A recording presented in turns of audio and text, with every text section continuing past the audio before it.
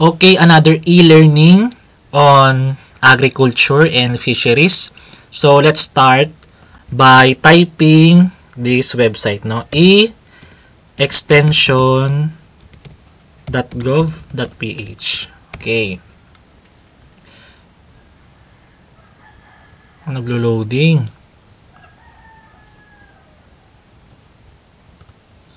So right here we will see the e-extension portal ng Philippine Agriculture and Fishery, no?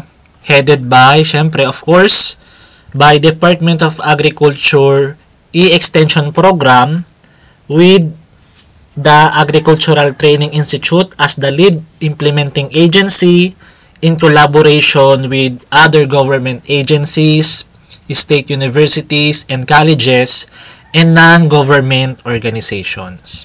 So, ano ba yung makikita natin dito sa e-extension portal ng Department of Agriculture? So, we have here production videos, AgriKids, Techno Guides, and webinars. No? So, buksan natin. Just click it. No? Click the crops. So, makikita natin dito yung mga production videos on crops. No? So, we have here winemaking, and for sure, yung other agribusiness, no, na pwede natin maging venture if we want to engage in agriculture. So, included din dito yung paggawa ng oyster mushroom processing, and even yung langka jam processing, no, in a relation with the food, no. So, ano pa kaya?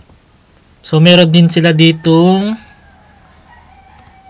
production video on herbs and spices, no? Pagtatanim ng paminta. Okay. So, tingnan natin yung last part. Okay, yung mga planting guide, no? In planting squash, no? And for sure, yung iba pang crops na tinatanim, no? So, let's proceed naman on other, production videos. So, we have here the livestock and poultry. So, nandito yung pag-aalaga ng breeder chicken.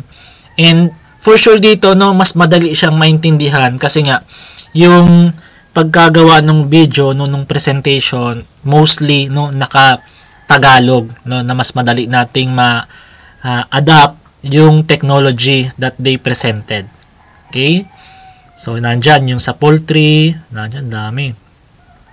Including yung sa piggery, sa swine, and itong salted egg processing, no, yung pagluluto ng itlog na maalat. So, nandyan din.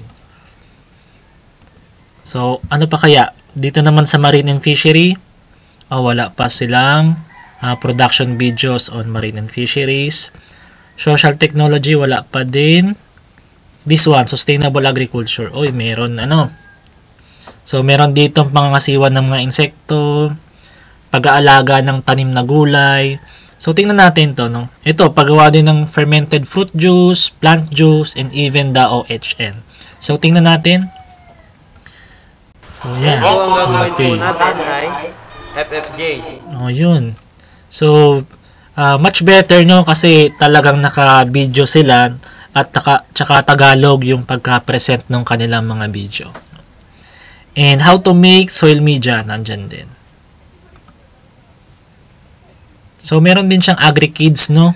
Na ito ay easily understood by our kids, no? Na ang pagka-present ng kanilang video usually talaga madaling maintindihan ng mga bata. Tsaka talagang maganda yung visual presentation, no?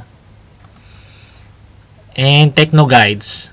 Ano naman tong Techno Guides na to? Usually, yan, mag-alaga ng kambing, quail racing, and even yung mga sweet pepper production guide, yung mga crop production guide natin. Ayan. And even the management guide, no, for insect pests and diseases. So, tingnan natin. Just click that one and click this one, no. So, then, download nyo kung gusto nyo i-download para meron tayong reference, no. Okay. But dito, no, English yung kanilang wording dito, no. And nakalagay dito no sa insect pest, nakalagay yung particular pest no, including their characteristic, their symptoms, and how we are going to control no. So meron tayong biological, cultural, and botanical alternatives no. At hindi mawawala syempre yung chemical control. Nandiyan din. Okay. Ayan, madami din siya. So, all we have to do is to apply it in our farms, no? Or kung kaya naman, pwede tayong mag-engage even in our homes, no? Container gardening, home gardening, no? Much better. Okay. Tingnan natin yung iba. Production guide. So, sample tayo ng isang production guide. So, we have here eggplant production guide. Okay. Click this one. So, makikita natin yung introductory part nung isang crop, no? Like this one, the eggplant. Including their cultural management practices, no? And cost and return analysis for eggplant, no? So, dito, meron na silang appropriation kung magkano yung magagastos natin, no? In our farming system, no? Yan. So, we have here as cultural management practices, selection of varieties, land preparation, yan, post-harvest handling, and marami pang iba, no? Weeding, syempre, the pruning, care of seedlings, and even, for sure, yung fertilizer application, dito mawawala yan, no? Yan. Okay. Tapos na tayo sa Techno Guides.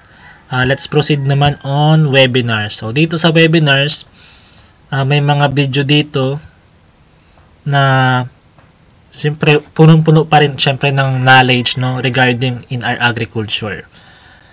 Okay. So, I hope you learned something in this video.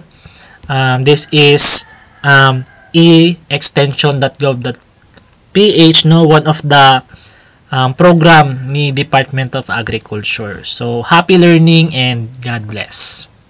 If you like this video, don't forget to like and subscribe para updated ka sa mga susunod na video ni JA your agricultural educator. Maraming salamat pa.